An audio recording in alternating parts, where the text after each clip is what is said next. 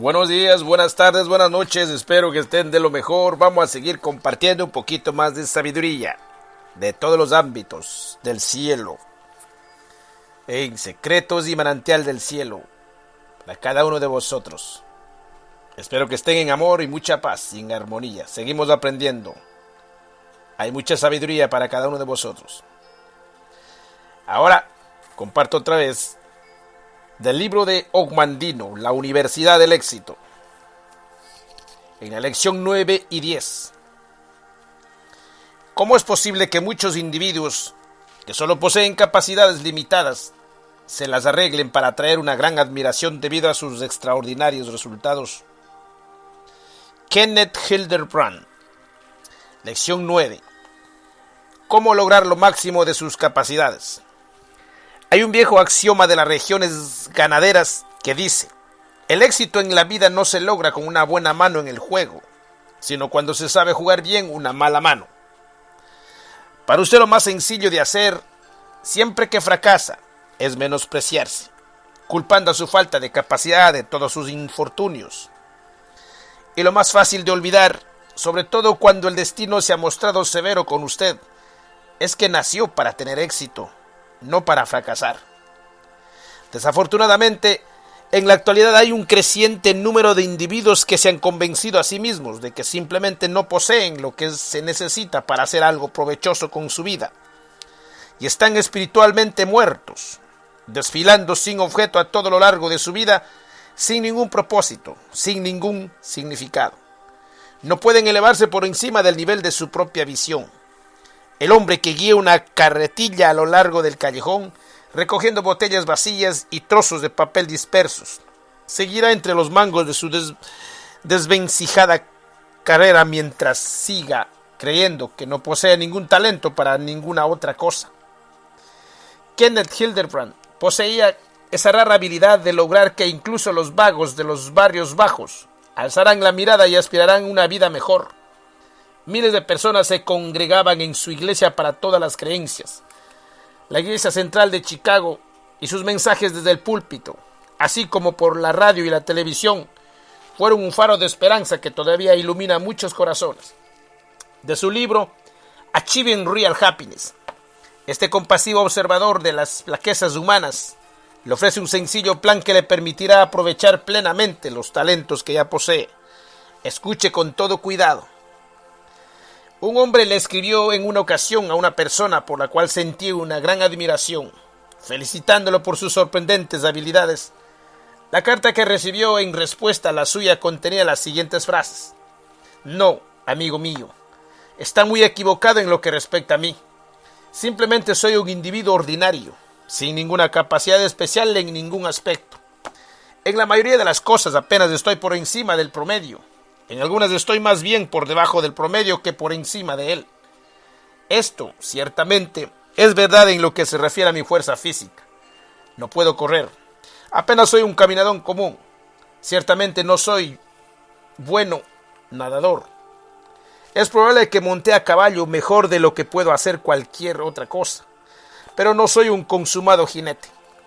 Y tampoco soy un buen tirador. Mi visión es tan deficiente que tengo que estar muy cerca de la presa para poder apuntar. De manera que, como puede ver, en lo que concierne a las dotes físicas, solamente soy un hombre común. Sucede lo mismo como mi capacidad literaria. Decididamente no soy un escritor brillante. Durante toda mi vida he escrito mucho, pero siempre me he visto obligado a trabajar y a esforzarme de principio a fin en todo lo que he llegado a escribir. ¿Quién era ese hombre de habilidades ordinarias que logró hacer tanto con ellas como para provocar la admiración de los demás? Su nombre era Theodore Roosevelt. Según su propio criterio, era un hombre que no poseía ningún talento sobresaliente, pero qué manera de emplear las capacidades que poseía. Eso trae a colación una pregunta que perturba a muchos de nosotros. ¿Cuál es el secreto que controla las aptitudes ordinarias para alcanzar logros sobresalientes? ¿Cómo es posible que algunos individuos atraigan la admiración de los demás por sus extraordinarios resultados, cuando en realidad solo poseen un talento limitado? Piensa en la palabra talento, como si fuese un sinónimo de capacidad, y entonces serán evidentes varias sugerencias sobre cómo lograr lo máximo con nuestra propia capacidad.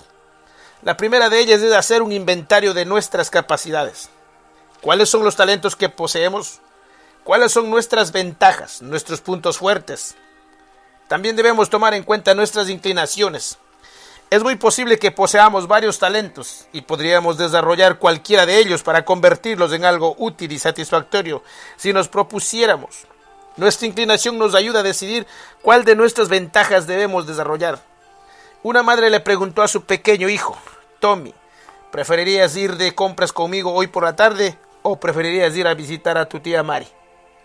A lo cual el pequeño respondió, bueno, si tuviera mis prefieros, entonces preferiría ir a nadar.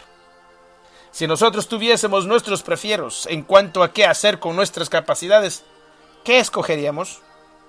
¿Podría ayudar una charla con un amigo sensato, con un sacerdote, un banquero, un abogado, un consejero vocacional?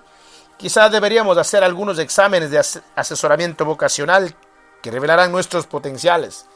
Tales consultas y análisis deberán ayudar a determinar el área en la cual debemos luchar para hacer un buen uso de nuestras capacidades.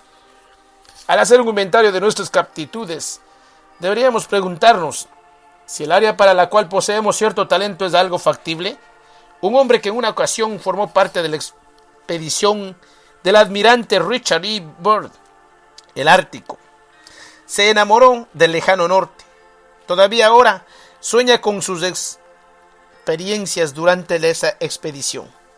Desea dedicar su vida a las exploraciones polares, pero su ambición difícilmente es práctica, pues en la actualidad hay muy pocas expediciones polares, debido a que no le es posible satisfacer el más caro deseo de su corazón. Se siente descontento y poco dispuesto a cooperar en el trabajo que desempeña. Con toda franqueza, ha llegado a convertirse en un verdadero importuno. En vez de soñar en explorar el Ártico, ¿no sería más sensato explorar las necesidades de su vecindario y organizar a un inquieto grupo de jóvenes vándalos para que formen un club juvenil o hacer uso de sus excelentes capacidades que en verdad posee para ser el guía de un grupo de niños exploradores? Podría inspirar en todos esos muchachos en la edad del crecimiento admiración por la intrepidez, el trabajo de equipo, el desprendimiento y la integridad, esenciales para la conquista de las regiones polares y su propio futuro. Debemos aplicar esa misma prueba a nosotros mismos. Si anhelamos obtener el mayor provecho de nuestras capacidades, ¿es factible nuestra ambición? ¿Cabe dentro de la gama de las posibilidades prácticas? De no ser así, sería prudente desviar nuestras aspiraciones y encauzarlas hacia otros canales.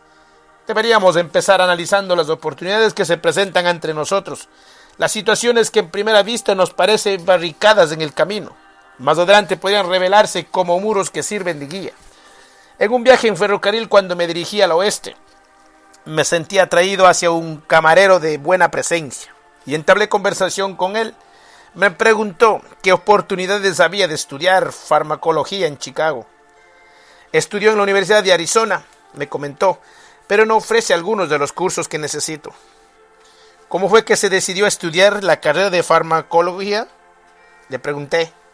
En realidad deseaba estudiar medicina, me explicó, pero es muy difícil ingresar en esa rama, pues las escuelas de medicina están tan atestadas que es punto menos que imposible obtener lugar. También pensé en la carrera de odontología, pero la situación es casi la misma. Hay una gran necesidad de buenos farmacéuticos y creo que podría prestar un verdadero servicio en esa profesión. Ese joven estaba enganchado a su vagón de resoluciones a un destino práctico. Trataba de adaptar en una forma realista sus aspiraciones con la oportunidad, negada su primera elección y aún la segunda. Esto no lo desvió del intento de desarrollar sus capacidades hacia un servicio práctico y altamente útil. Una segunda sugerencia es disciplinar nuestras capacidades para alcanzar con ellas una máxima utilidad. El éxito exige previsión y diligencia. Reacciona a la reflexión y al cuidado. Es imperativo una preparación a fondo si queremos hacer un uso máximo de nuestras capacidades. Los mayores recursos que aún quedan por descubrir en el mundo se encuentran debajo de nuestro sombrero y dentro de nuestros zapatos. Es responsabilidad nuestra desarrollarlos. Alguien obtiene una promoción, le asigna alguna tarea importante, hace un descubrimiento decisivo o avanza hasta ocupar el puesto de presidente. Tuvo suerte. Observa una persona envidiosa. Él siempre recibe las oportunidades, siempre están en favor suyo. En realidad, la suerte o las oportunidades de la vida tuvieron muy poco o nada que ver con ello. La llamada suerte por lo general se encuentra en el punto exacto en donde la preparación se reúne con la oportunidad.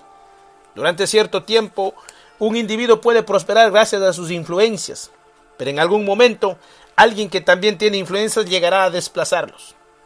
El éxito no se debe a una confluencia fortuita de las estrellas en el momento de nuestro nacimiento, sino a una cauda constante de chispas que brotan de la piedra de amolar de la ardua labor cotidiana. Se ha llamado a Baby Riddickson Zacarías del fenómeno atlético de todos los tiempos. Esta mujer, originaria de Texas, corría, saltaba, montaba a caballo y jugaba juegos con el baloncesto y el béisbol con su soberbia habilidad. Sus proezas en los eventos de campo y pista le ganaron 5 primeros lugares durante las pruebas olímpicas en el año de 1932 y se convirtió en una sensación internacional cuando en los Juegos Olímpicos celebrados ese mismo año en Los Ángeles se colocó en primer lugar en las carreras de 80 metros en obstáculos, en primero en lanzamiento de jabalina y en segundo en salto de altura. Después se dedicó al golf cuando ganó el torneo nacional femenino de aficionados y el torneo femenino de aficionados en Inglaterra.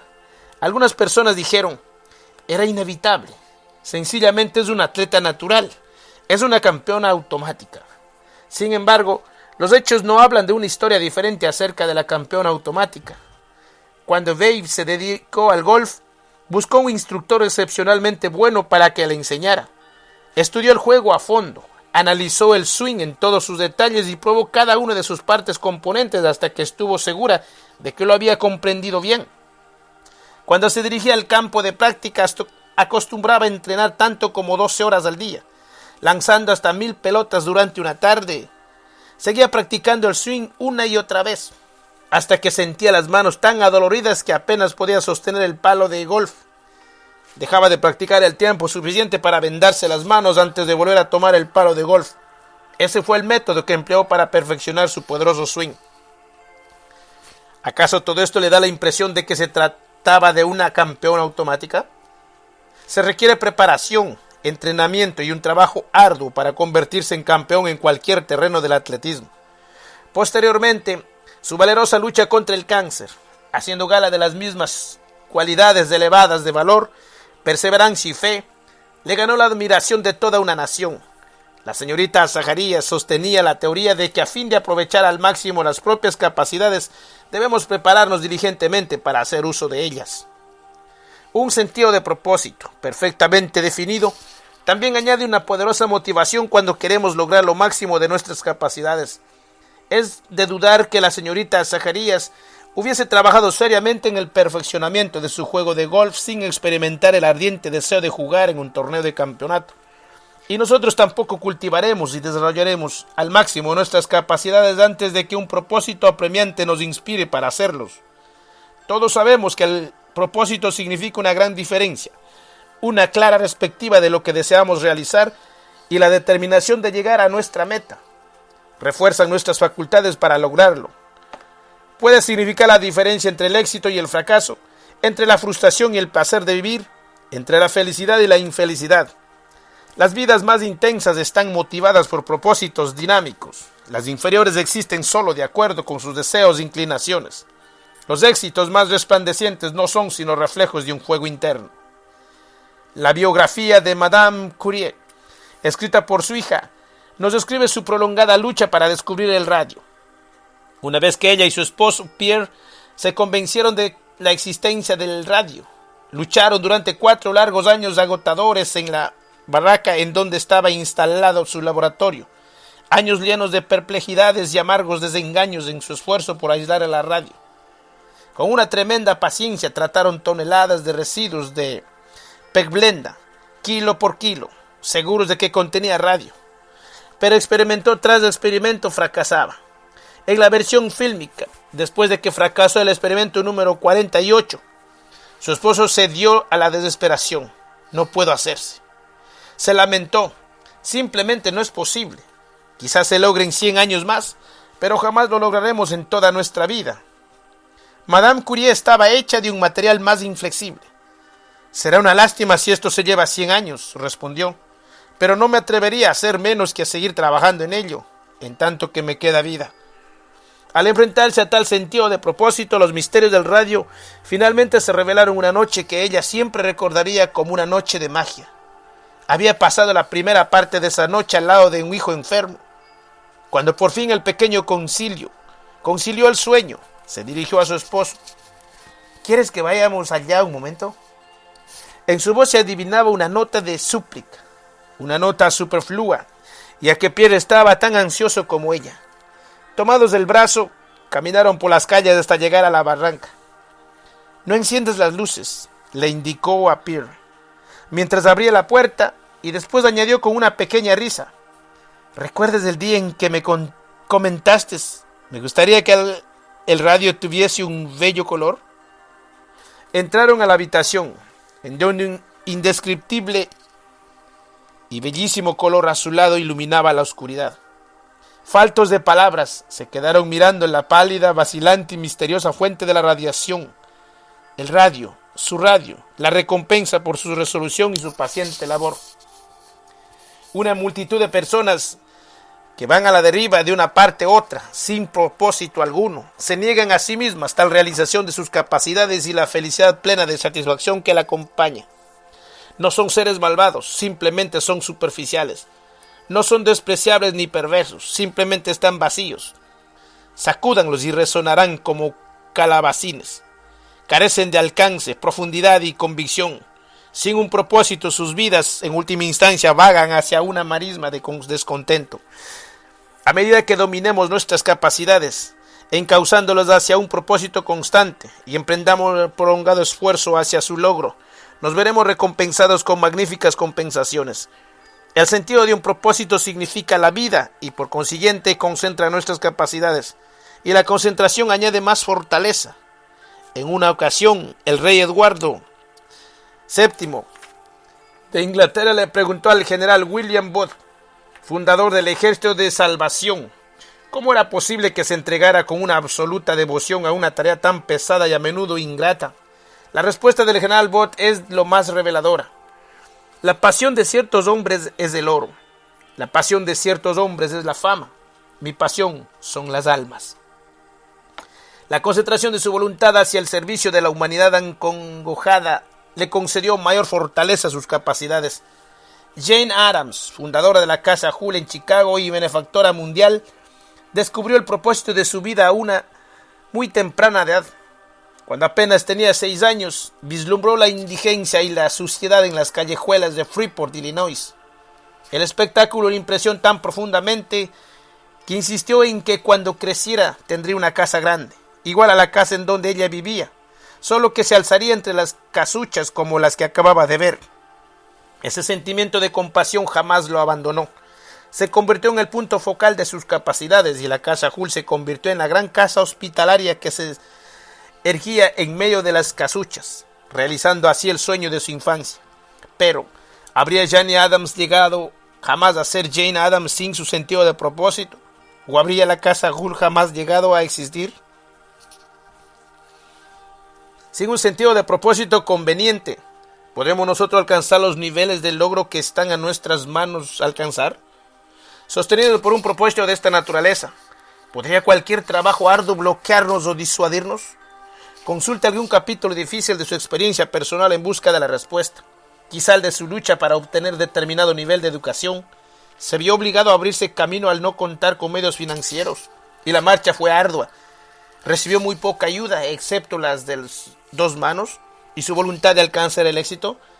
Prescindió de muchas cosas que poseían los demás estudiantes y hubo algunos periodos durante los cuales pensó que no lograría salir adelante, pero de alguna manera lo hizo. Finalmente, llegó el glorioso día en que, luciendo el birrete sobre la cabeza y con la toga cayéndolo de los hombros, hizo ondear triunfante su pergamino, exclamando: «Lo logré». Con seguridad no desearía volver a pasar por ese periodo de pruebas. Pero ¿no es verdad que algunos de los más preciados valores personales que obtuvo en aquel entonces no le pertenecían si el camino hubiese sido fácil y la senda sin tropiezos? Sus talentos se templaron y se desarrollaron. Aprendió a ser paciente y a resistirlo todo y también conoció el valor del dinero. Los sacrificios que se vio obligado a hacer valieron la pena y no se arrepiente de las penalidades sufridas. La lección es muy clara. En cualquier área que deseemos aplicar nuestras capacidades y encontrar la felicidad del logro personal, debemos estar dispuestos a sacrificarnos en bien de la expansión de nuestros talentos. Una vez que hemos hecho un inventario de nuestras inclinaciones y capacidades y que nos prepara para usarla a la luz de un propósito preciso, el siguiente paso es poner a trabajar nuestros talentos. El emplearlos, los desarrollamos, aun si nuestras capacidades nos parecen reducirlas. A la oportunidad de ponerlas en práctica nos parece insignificante. Es muy importante ejercitarles hasta el máximo. El tercer servidor de la parábola fue condenado, no por emplear su talento para un mal fin, sino porque fracasó al no usarlo en nada. Esa fue su falla. La verdad práctica de este discernimiento queda demostrada en todo lo que nos rodea. Las personas que poseen talentos ordinarios a menudo logran más que aquellas que con mayores dotes físicas e intelectuales, porque trabajan más arduamente con lo que poseen. En la vieja fábula de la liebre y la tortuga, la liebre podía correr con mayor rapidez que la tortuga. Tenía bastante más habilidades. Sin embargo, la tortuga ganó la carrera porque empleó su habilidad al máximo. Siguió caminando trabajosamente, mientras que la liebre se demoraba a lo largo del camino. El triunfo de la carrera no siempre corresponde al más veloz, como tampoco el logro y el éxito corresponden a quienes poseen el ingenio más vivo y el coeficiente de inteligencia más elevado. Muchos individuos fracasan tratando de alcanzar el éxito. Por la misma razón por la cual Jim no se convirtió en un hombre acaudalado durante la época del auge del oro, Jim siguió siendo un haragán en medio de grandes riquezas. Como explicaba un amigo suyo, Jim tiene la fiebre del oro, pero no tiene el principio de excavar. No debemos conformarnos con tanta facilidad. Por nuestro propio bien, debemos desdeñar el camino fácil y no conformarnos con segundos lugares. Es muy importante el principio de excavar. Cuando con ayuda de nuestras capacidades nos enfrentamos a algo difícil cada día, a cierta tarea que parece estar más allá de ellas, ejercitamos la voluntad, la mente y el cuerpo para un buen fin. A medida que dominamos las cosas más arduas, adquirimos la habilidad para hacer frente a tareas más difíciles y para asumir una plena responsabilidad. Mientras luchamos, maduramos. Después de que Paderewski tocó delante de la reina Victoria, la soberanía exclamó, entusiasmada, «Señor Paderewski, es usted un genio». «Ah, su majestad», replicó él. «Tal vez lo soy, pero antes de ser un genio fui un esclavo». Al poner a trabajar nuestros talentos, la imaginación añade a nuestras capacidades un sorprendente alcance. Abre puertas de logros y de felicidad que no intuíamos y que en los otros tiempos hubiésemos creído que estaban más allá de nuestras más visionarias esperanzas de alcanzar. El poder de la imaginación es una de las mayores posesiones del hombre, una de las cualidades que hacen de él un ser único. Piensa en tratar de hacer girar una obstinada tuerca en un tornillo empleando solo los dedos pulgar e índice. Hace muchos años, después del descubrimiento de la palanca y de la rueda, algún genio imaginativo ideó una extensión de esos dedos índice y pulgar. Así nació la primera llave de tuercas. Y hoy día las herramientas especializadas realizan a la labor de muchas manos poderosas. Imagine que trata de clavar una alcayata usando el puño cerrado. El remoto pasado, los individuos creativos pusieron a trabajar su imaginación tratando de resolver ese problema. Primero usaron una piedra conveniente para clavar una primitiva estaca y más adelante inventaron un tosco martillo. Así se multiplicó la fuerza del hombre. La imaginación se sintió fascinada por el fuego y la máquina de combustión interna apresó sus llamas. La imaginación observó al vapor y la máquina de vapor se convirtió en servidora de la humanidad.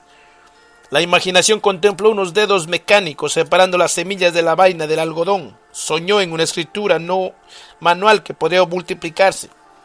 Concibió medios mecánicos para sembrar y cosechar el grano. Dominó al rayo. Lanzó a través de aire máquinas más pesadas que el aire mismo. Y finalmente logró dividir el átomo para liberar sus fuerzas. Un paso tras otro, la imaginación ha conducido a la humanidad hasta la cima del logro.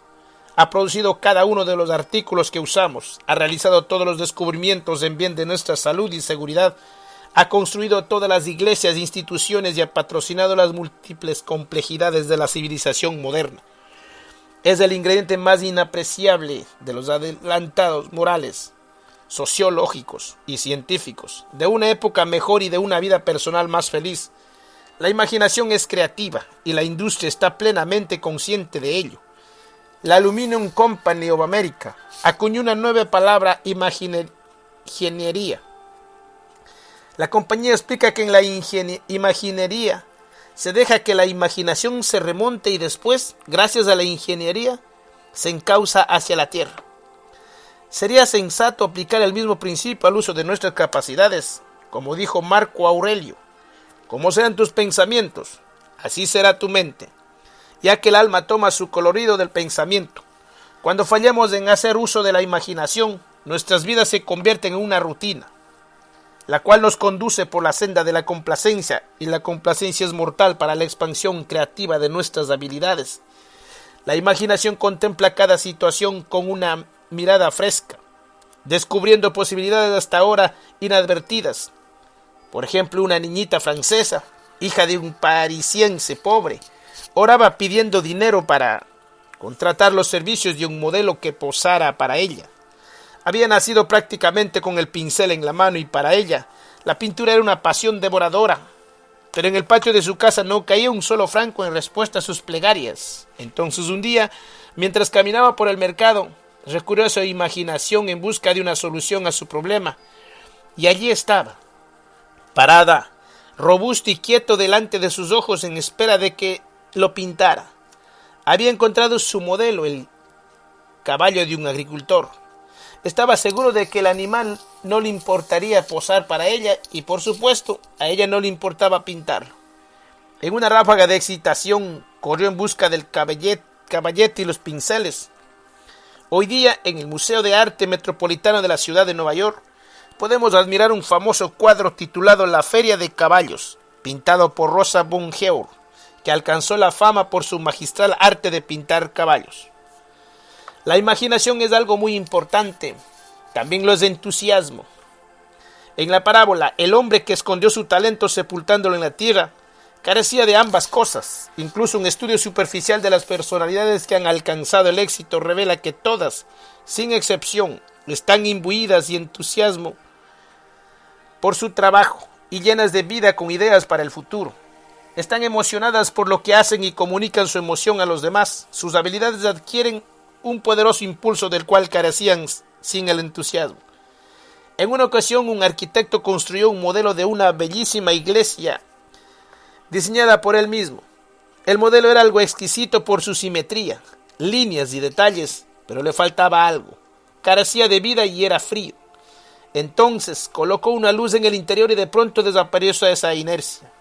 La pequeña iglesia resplandecía radiante, llena de vida y belleza. El entusiasmo hace lo mismo con nuestras capacidades. La ilumina con una luz interna, las hace resplandecer con calor y vitalidad. La palabra misma proviene de la raíz que significa poseído de los dioses. Esto nos aclara tanto el origen como la importancia que los antiguos concedían a la ciudad del entusiasmo. Un vistazo a sus sinónimos nos revela por qué es así: afán, calor, ardor, fervor, inspiración, vigor. No hay nada como el fuego para encender el fuego. Cuando nos sentimos inflamados por el entusiasmo, nuestras fuerzas se expanden y toda nuestra efusión se vuelve contagiosa.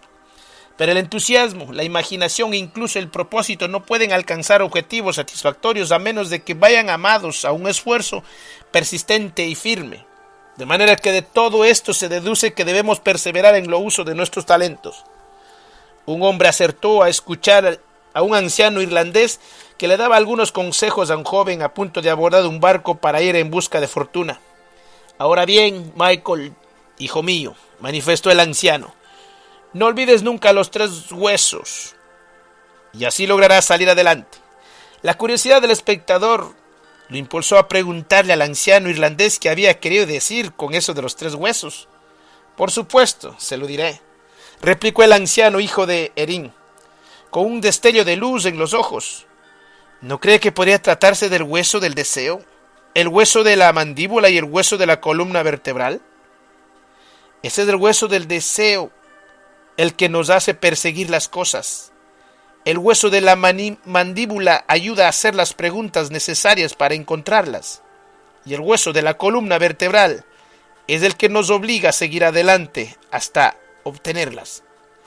A fin de encontrar la felicidad que se deriva del uso máximo de nuestras capacidades, debemos perseverar en su empleo, haciendo que respondan a nuestro mandato. A menudo el esfuerzo persistente significa la diferencia entre el éxito y el fracaso. Igual que sucede al partir un tronco, en que todos los previos golpes del hacha serán vanos si no se continúa hasta sentar el último. De la misma manera desperdiciaremos nuestras energías, a menos de que hagamos gala de una gran tenacidad para resistir hasta que se derrumben los muros de la dificultad y hagamos valer nuestras habilidades. Ciertamente, jamás nadie ha logrado nada que tenga un valor perdurable, exceptuando aquellos que se han atrevido a persistir a pesar de las circunstancias adversas. Algo en su interior fue superior a los obstáculos con los que tropezaron. Una sugerencia final es colmar nuestro espacio actual hasta que rebose. Cualquiera que sea el puesto que ocupamos, podemos concederlo el beneficio de nuestro máximo esfuerzo. Un hombre puede decidirse a sí mismo: soy demasiado bueno para este trabajo. Es un puesto demasiado insignificante para una persona de mi talento. Aquí no hay oportunidad alguna de incrementar mis aptitudes con desprecio. Se rehúsa a invertir todas sus capacidades en ese mezquino trabajo. Inevitablemente se vuelve descontento, inquieto y desgraciado. Fracasa en sus responsabilidades, fracasa en alcanzar su futura oportunidad y, lo que es peor todavía, se defrauda a sí mismo. Un hombre de negocios cuyo éxito era bien conocido y muy respetado en uno de los estados del oeste de Estados Unidos, declara que durante sus primeros años su madre le entregó un regalo inapreciable, una visión de servicio. Arthur, le dijo, lo que importa no es cuánto puedes obtener de un trabajo, lo que cuenta es que también puedes hacer ese trabajo. El éxito y la influencia que irradian de su vida, plena de bondad, revelan hasta qué grado ha perseguido esa visión. Al volver a narrar ese incidente declaraba: a lo largo de todos estos años, jamás he olvidado lo que me dijo mi madre ese día. He tratado de vivir de acuerdo con el principio de que no tanto, sino que también. El talento, igual que los músculos, se desarrolla gracias al ejercicio. Si fallamos al tratar de proyectarnos, siguiendo simplemente los movimientos en espera de que se presente algo más adecuado para nuestras capacidades, nos encaminamos hacia una continua frustración. Podemos pensar que poseemos lo suficiente capacidad que nos garantice un comienzo desde la cima, pero casi la única oportunidad de comenzar desde la cima es cavando un agujero. Consideren esta frase tan sabia: Dios jamás ha colocado a nadie en un lugar demasiado pequeño para que no pueda crecer. Cualquiera que sea nuestro lugar, en el rancho, en la oficina, detrás de un mostrador, frente al escritorio de un maestro, en la cocina, llevando un uniforme o cuidando a un niño, siempre que colmamos ese sitio con lo mejor de nuestra capacidad, el crecimiento personal será inevitable. Hay por lo menos 3 cosas que empiezan a suceder. Realizamos una mejor labor en lo que hacemos, incrementamos nuestros talentos mediante su empleo enérgico y nos preparamos para asumir una mayor responsabilidad y alcanzar más amplias oportunidades. Muchos de nosotros pasamos toda la vida en busca del éxito, cuando por lo común está tan cerca que podemos estirar la mano y tocarlo. Russell Conwell, lección 10. Cómo madurar y prosperar en su propio campo de diamantes. El discurso que están a punto de escuchar es uno de los fragmentos clásicos de todos los tiempos en lo que se refiere al tema del éxito material. Pronunciado por vez primera durante una reunión con sus viejos camaradas de la guerra civil, Russell H. Conwell siguió pronunciando ese mismo discurso, Acres of Diamonds, durante más de 5,000 veces en toda la nación, ante auditorios subyugados, ganando, gracias a sus esfuerzos, varios millones de dólares, con los cuales fundó la Universidad de Temple. No hay nadie que esté mejor calificado para representarles lo siguiente que en él mismo. Este discurso se ha pronunciado bajo las siguientes circunstancias. Acostumbró visitar una población o una gran ciudad, tratando de llegar a una hora suficientemente temprana para visitar al administrador de correos, al peluquero, al conserje del hotel, a los directores de escuelas y a los ministros de algunas iglesias, y posteriormente me dirijo a varias fábricas y tiendas para charlar con la gente y tratar de familiarizarme con las condiciones locales de esa población o ciudad en enterarme de la historia de sus habitantes, de las oportunidades que han tenido y de las cosas las cuales han fracasado, y en cada población se ha fallado en algo. Después me dirijo a la conferencia y les hablo a esas personas de los temas que tienen aplicación en su localidad. La idea, Acres of Diamonds, campos de diamantes, ha sido constantemente la misma. Y esa idea es que en este país nuestro, igual que en los demás países del mundo, todos tienen la oportunidad de hacer algo más de sí mismo en su propio medio ambiente, con sus propias habilidades, con su propia energía y con sus propios amigos. Como puede ver, nuestra facultad de la Universidad del Éxito no ha establecido una edad de retiro obligatoria. El éxito, como está a punto de comunicarnos un catedrático inmortal, probablemente se encuentra justo debajo de sus narices. Hace muchos años, cuando viajaba a lo largo de los ríos Tigris y Éufrates en compañía de un grupo de viajeros ingleses, me encontré bajo la dirección de un anciano guía árabe, a quien contratamos en Bagdad. A menudo he pensado que ese guía se parecía mucho a nuestros peluqueros en ciertas características mentales. Creía que su obligación no solo era guiarnos a lo largo de esos ríos y desempeñar las tareas por las cuales se le pagaba, sino también divertirnos con historias curiosas y sobrenaturales, tanto antiguas como modernas, tanto extrañas como conocidas. He olvidado muchas de ellas y me alegro de haberlo hecho, pero hay una que jamás olvidaré. El anciano guía conducía mi camello tirando del ronzal a lo largo de las márgenes de esos viejos ríos, mientras me contaba una historia tras otra, hasta que, hastiado de sus narraciones, dejé de prestar atención. Jamás me he sentido irritado con ese guía al recordar que perdió los estribos al ver que yo había dejado de escucharlo. Pero sí recuerdo que se quitó su gorro turco y empezó a hacerlo girar en círculos para atraer mi atención. Podía verlo por el rabillo del ojo, pero estaba decidido a no dirigir la mirada en su dirección por temor a que me contara otra historia. Finalmente, volví la vista hacia él y tan pronto como lo hice prosiguió con otra de sus historias. Ahora le contaré otra historia, que reservo para mis amigos particulares, manifestó dirigiéndose a mí. Al escuchar que hacía hincapié en las palabras amigos particulares, me resolví a escucharlo. Y vaya, si me alegró de haberlo hecho. En realidad me siento profundamente agradecido, ya que hay 1,674 jóvenes a quienes esta conferencia ayudó a salir adelante a todo largo de sus años universitarios, que también se alegran de que yo me decidiera a escuchar. El anciano guía me contó que en otros tiempos, no muy lejos del río Ind, vivía un antiguo persa conocido con el nombre de Ali Javed. Prosiguió diciendo que Ali Javed poseía una gran hacienda en donde había huertos, sembradíos de grano y jardines, que tenía dinero que prestaba con interés, y era, en suma, un hombre acaudalado y contento con su suerte. Se sentía satisfecho porque era un hombre acaudalado, y era acaudalado porque se sentía satisfecho. Un día aconteció que el viejo agricultor persa recibió la visita de un anciano monje budista, uno de esos hombres sabios de Oriente. Después de tomar asiento al lado del fuego, le habló al viejo granjero de la creación de este mundo nuestro. Le contó que otrora el mundo era simplemente un banco de niebla, y que entonces el Todopoderoso introdujo su dedo en ese banco de niebla y lentamente empezó a agitarlo, incrementando la velocidad hasta que logró que ese banco de niebla girara con tal rapidez que se convirtió en una sólida bola de fuego. Después la bola siguió rodando por todo el universo, abriéndose camino gracias a su calor a través de otros bancos de niebla y condensada la humedad hasta que se convirtió en un gran diluvio que cayó sobre la ardiente superficie de la bola, enfriándose la corteza externa. Después los fuegos internos hicieron explosión, reventando la corteza y formando montañas y colinas, valles, planicies y praderas en este maravilloso mundo nuestro.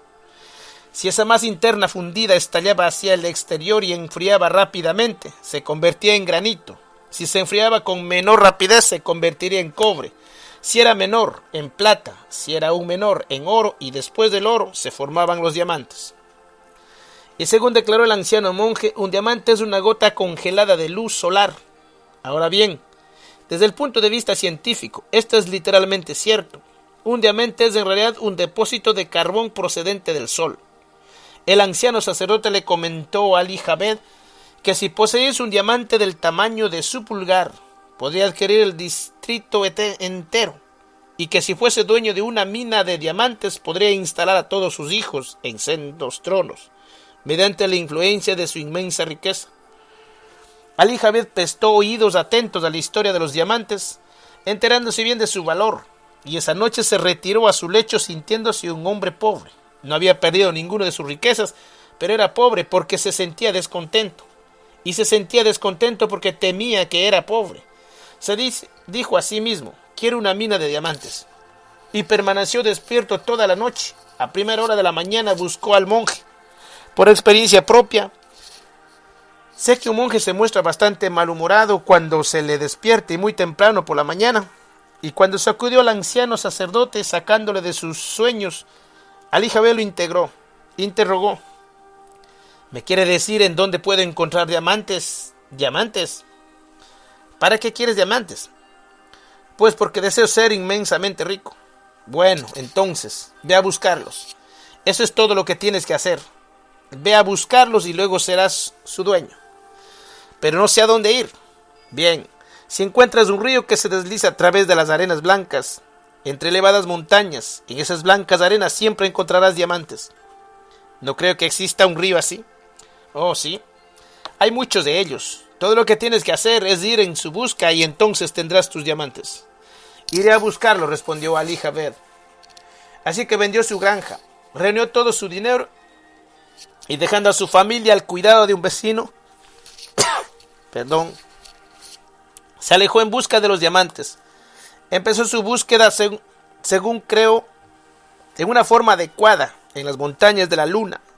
Posteriormente llegó hasta Palestina y después prosiguió su jornada hasta que llegó a Europa. Y por fin, cuando ya había gastado todo su dinero y se encontraba cubierto de harapos, miserable y hundido en la mayor pobreza, se detuvo en la playa de una bahía en Barcelona, España.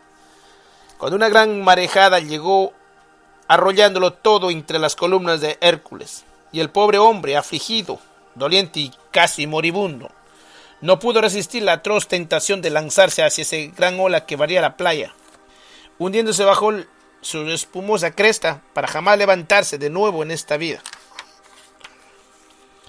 Cuando el viejo guía acabó de contarme esta historia tan terriblemente triste, detuvo el camello en el que yo cabalgaba y retrocedió para asegurar el equipaje que estaba a punto de soltarse del lomo del otro de los camellos.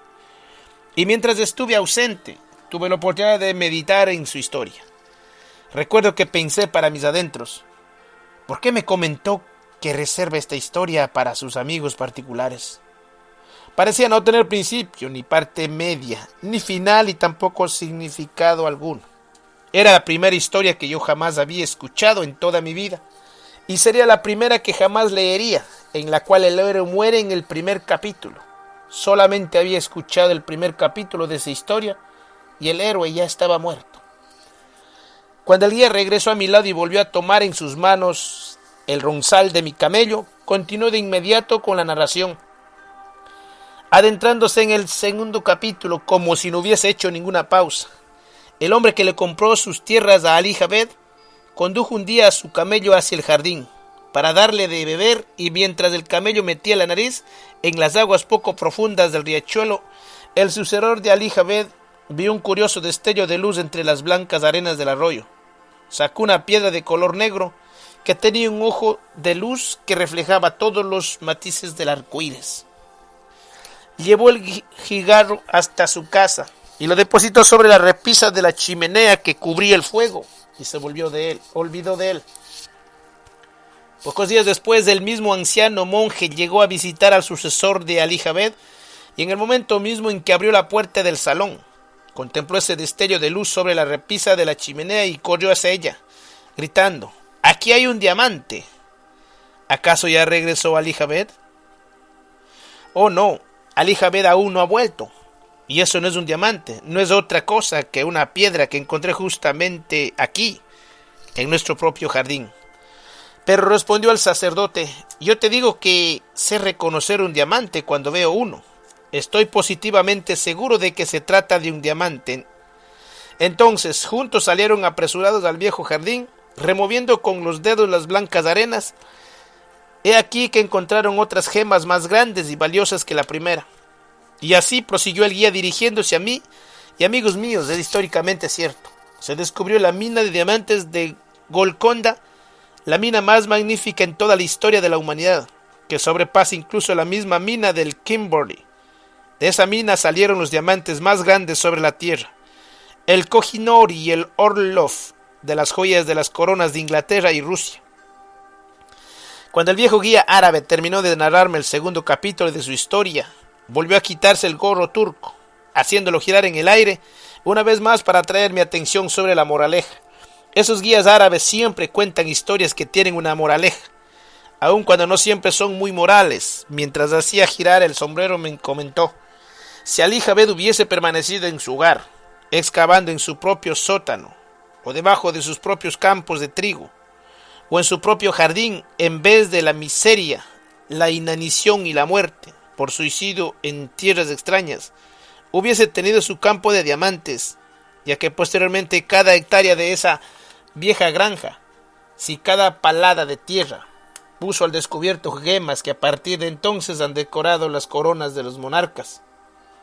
Cuando hube terminado con la moraleja de su historia, comprendí por qué la reservaba para sus amigos particulares.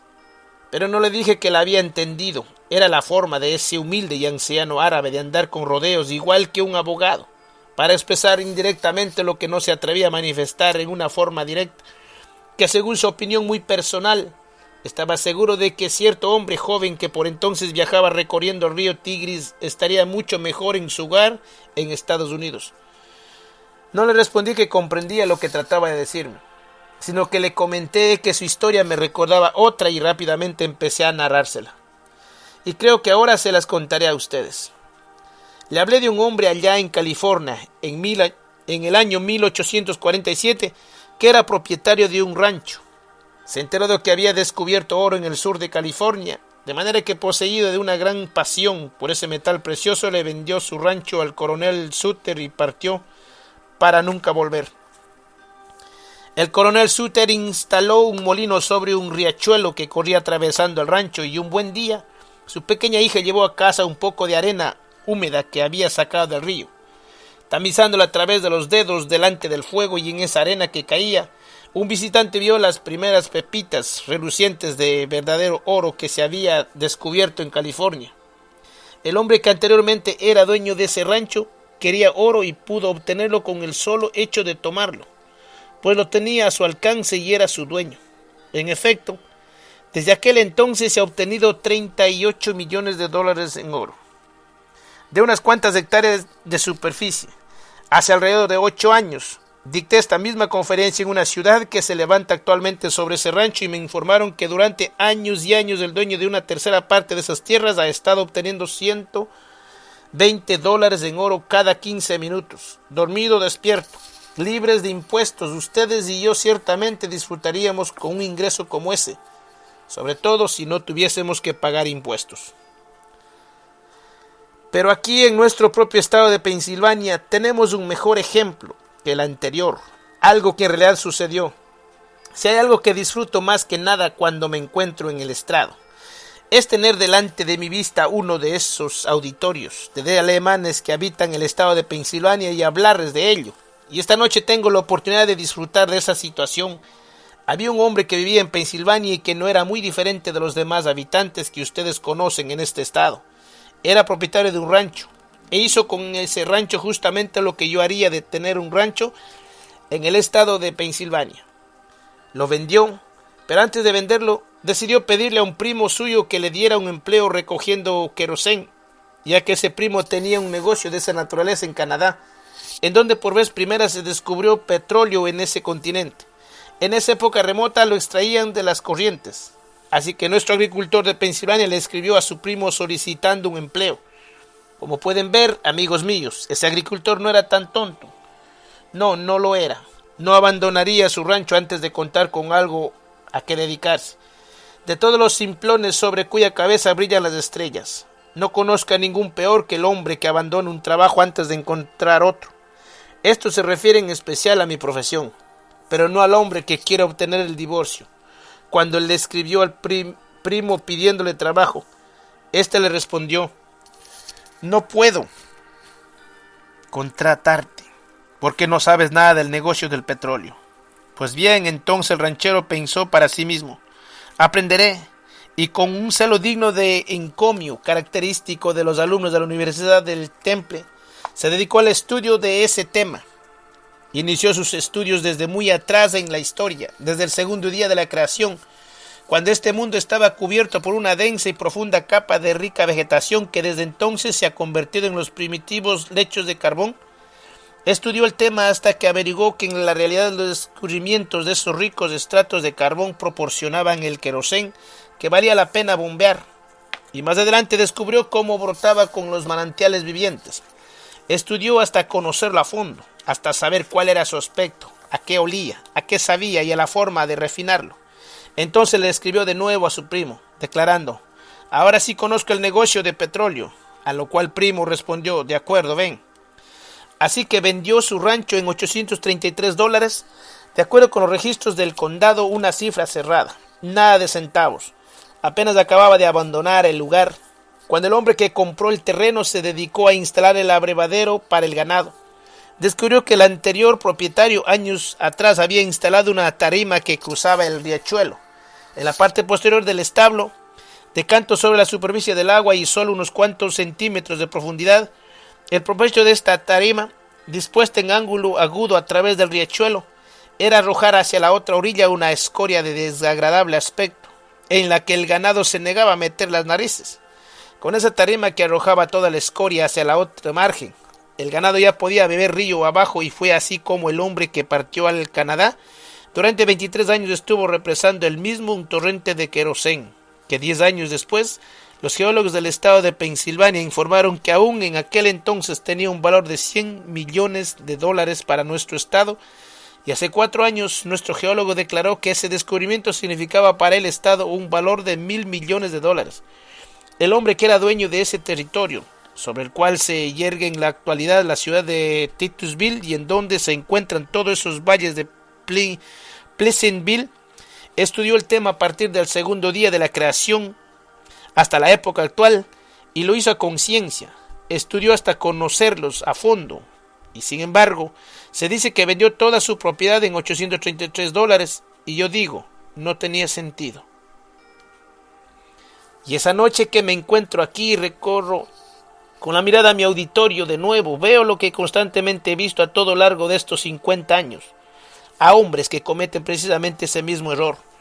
A menudo desearía ver frente a mi gente más joven y quisiera que esta noche la academia estuviese llena de alumnos de secundaria y de primaria para poder dirigirme a ellos, y hubiese preferido un auditorio así porque los jóvenes son más susceptibles, puesto que aún no han adquirido tantos prejuicios como nosotros, porque todavía no han adoptado ninguna costumbre que no puedan romper, porque todavía no han tropezado con ningún fracaso, como lo hemos hecho nosotros. Y a pesar de que quizá podría hacer más bien a un auditorio así del que puedo hacerlos a las personas mayores, no obstante, estoy dispuesto a hacerlo mejor en el material humano de que dispongo.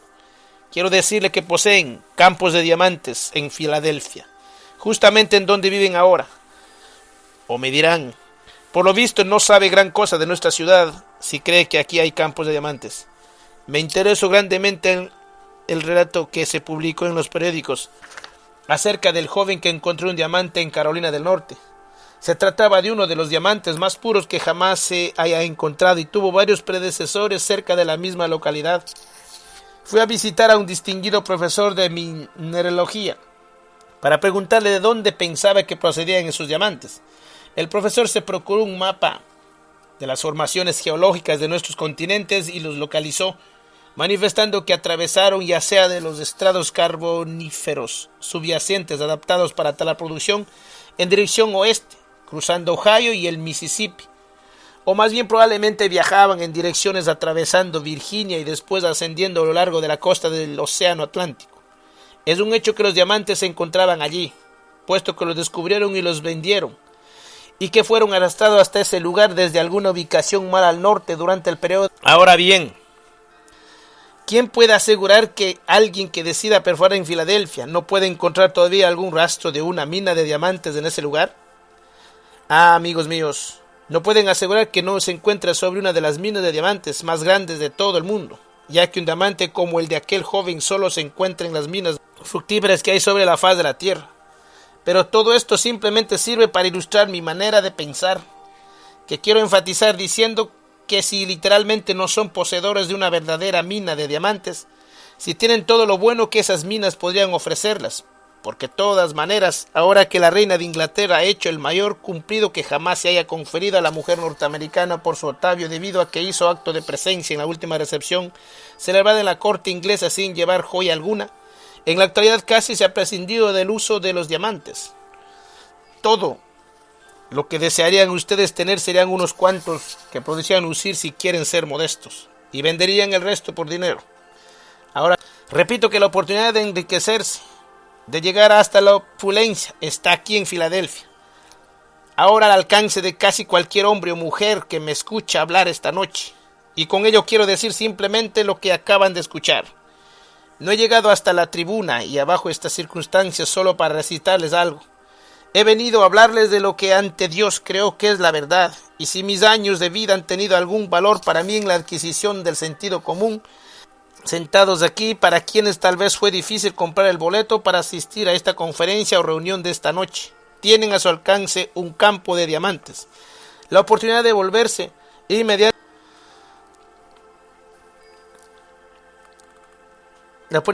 inmensamente ricos. Jamás hubo un lugar en la tierra mejor adaptada que la ciudad de Filadelfia en nuestros días, y jamás en toda la historia del mundo un hombre pobre y sin ningún capital ha tenido una oportunidad tal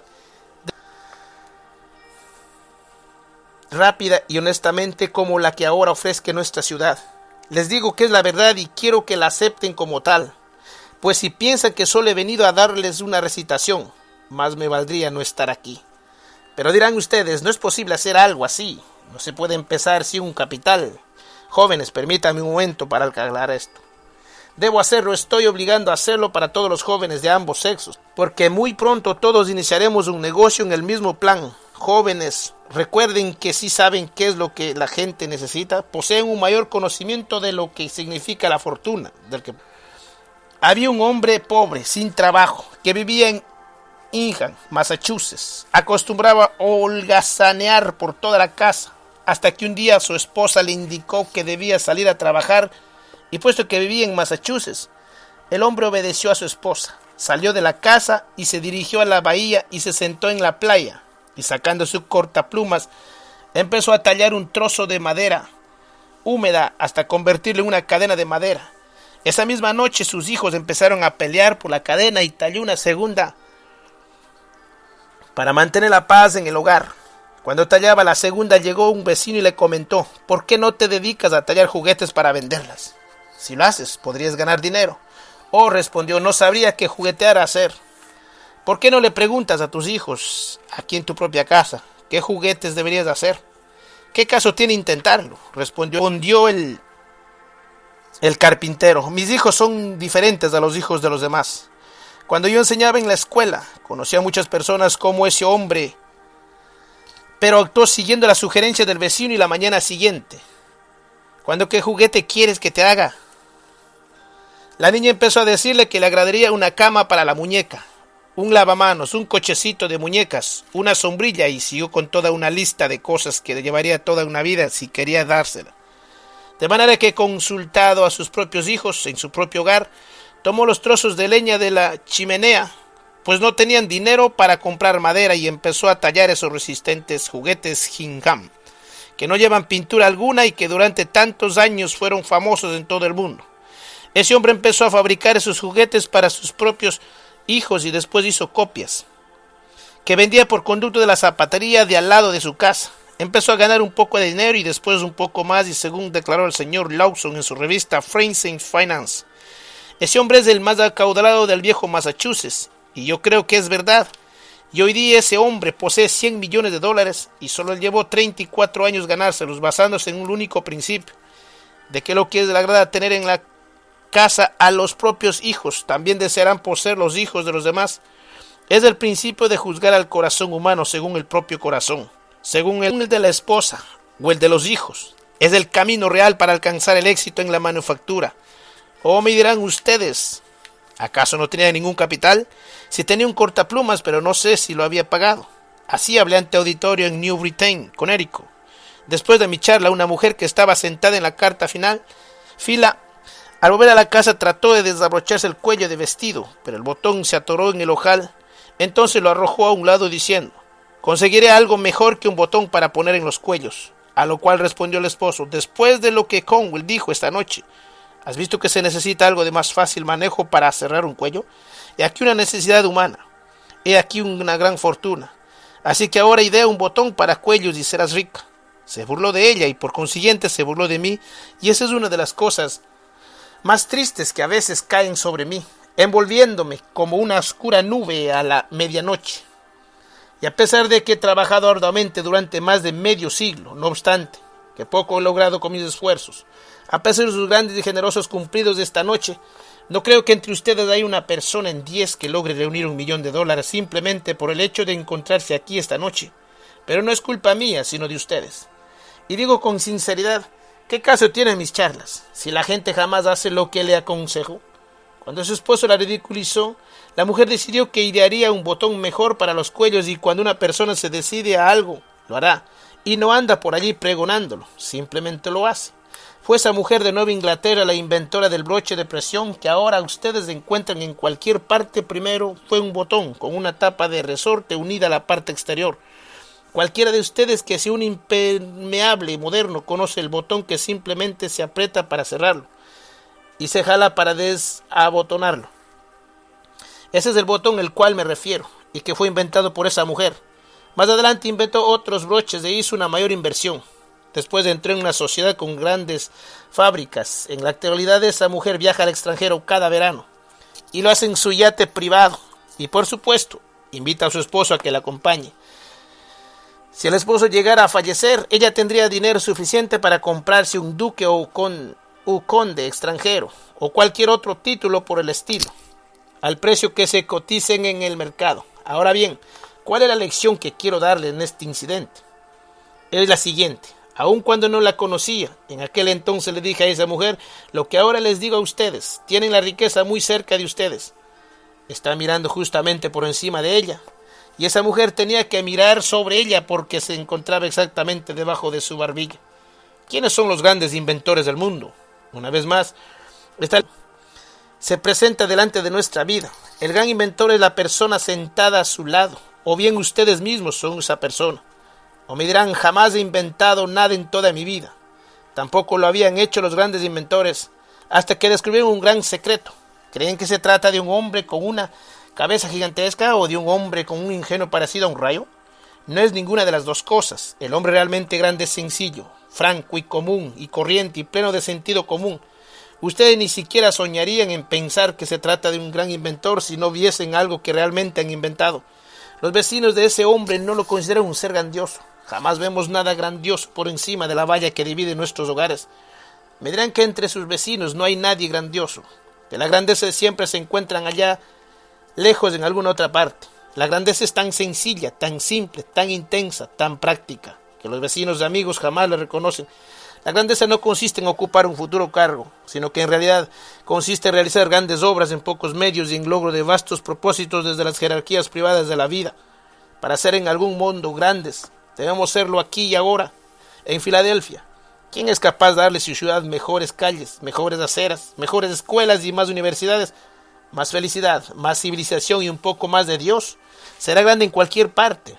Espero que cada hombre y mujer que se encuentre aquí, si jamás me vuelven a escuchar, recuerde esto: que si en verdad quiere ser grande, debe empezar en donde está y como es ahora en Filadelfia.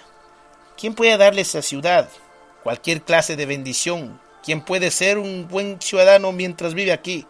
¿Quién puede construir mejores hogares? ¿Quién puede ser una bendición para sus semejantes? Ya sea que trabaje en un taller o detrás de un mostrador o se encargue de las labores domésticas, cualquiera que sea su vida, aquel sería grande en cualquier sitio. Primero debe serlo en su propia ciudad de Filadelfia. Bueno, mis amados hermanos, que el Eterno lo bendiga grandemente. Seguiremos compartiendo más sabiduría para que cada uno de nosotros vayamos experimentando nuestras experiencias y hacer la diferencia. Una vez más, Manantial y Secretos del Cielo. Bye bye.